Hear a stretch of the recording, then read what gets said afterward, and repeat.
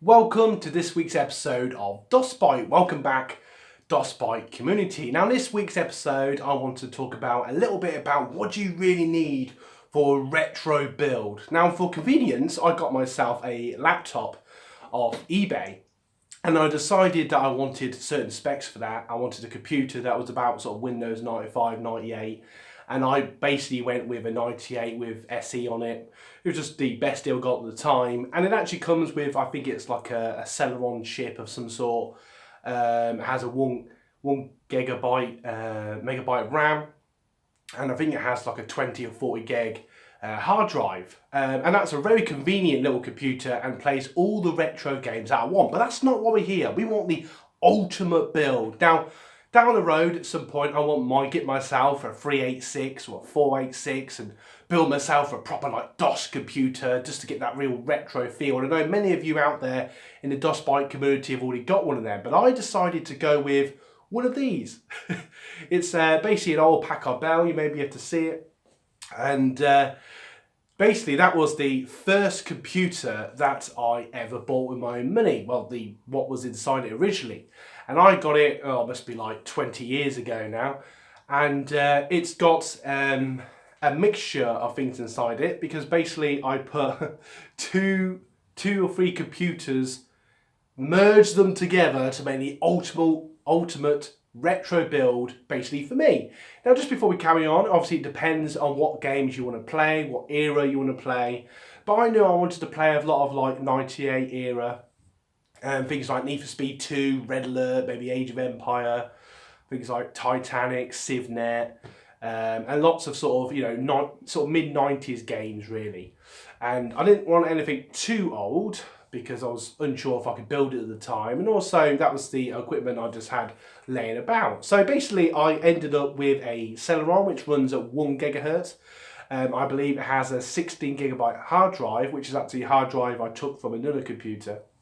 A slightly older one, and this was a little power tip, a little fix I found because it already had Windows 98 on it. It was just a case of just connecting it to the motherboard and off it went. And after a bit of recognizing new devices and realizing it was in a different computer, I was able just to install a few drivers and it worked fine, which I was really happy about because I couldn't really be bothered to try and reinstall the whole of Windows 98 because, as some of you may know, it's much more difficult than it is to install a modern Windows. So that was an easy fix. The only problem I did have was a sound problem. For whatever reason, I just couldn't get the sound to work. And I'm quite impatient sometimes. So what I did some digging. And I found, there's mixed opinions about this, but I did find that there's a USB dongle sound card that you can just plug into the back of your computer. There'll be links to that in the video at different points, and I have done a video on that. And it's probably not the best thing in the world. You probably you can't replace that with a proper sound card, but it does the job, and it does work as far back as Windows 98, so it claimed, and it did. I just plug and play. It installed its made-up driver. Windows has found a driver for it, installed it 3 or 4 times, as old Windows seem to like to do. And it works fine inside Windows. And I just plug it to a telly or to another monitor and I play all the games that I want. So I'm really happy with that. So just in case you didn't know the specs of that, so it was a Celeron, which I'm not a fan of Celeron, but that's just what I had. 1 gigahertz. It has 128 megabytes of RAM, which is plenty for that era of spec. Windows 98 runs perfectly with a 17 gigabyte hard drive, old school drive, and perfectly fine what I need. Obviously it's a bit slow to start up, and I know you can use SSDs and stuff, but again I just did it with stuff I had laying about. Obviously has a floppy drive, CD drive, which is also a burner, but I won't bother ever using that. And it did have some other cards that were connected to that motherboard, like a old dial-up, pulled it out, a network card. Well, I'm never going to network it, so I just pulled that out. And I think that's pretty much all there is to it. It doesn't have any graphics or anything. I have debated about maybe getting like a Voodoo card or maybe a card that will connect with the year of the motherboard. So I guess it would be about 2001. So I guess you could say it's a bit newer than what some of you might want. But it's basically what I had. I put 2 computers together and I'm very happy with it. It plays Need for Speed. I play CivNet on it. Things like the original Age of Empires, the original copies, if I ever want to do that.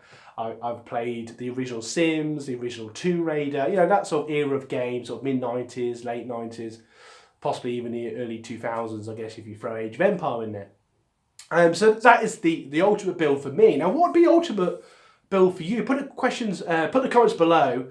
What would be the ultimate build for you? You know, you don't want that. You want the retro feel of DOS. And I find it depends on the era you were brought up. So if you're in like your 40s or whatever, you might really want like a Commodore or something like that. If you're maybe like me and it's mid-30s, you might want like a DOS computer, maybe like an Amstrad or something.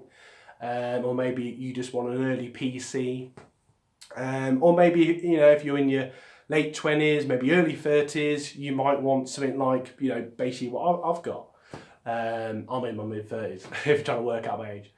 But it all depends on what you want. So if you're getting value from this video, don't forget to smash like and subscribe. My voice does sound weird as I have been getting over a cold, but I just want to do this for you guys.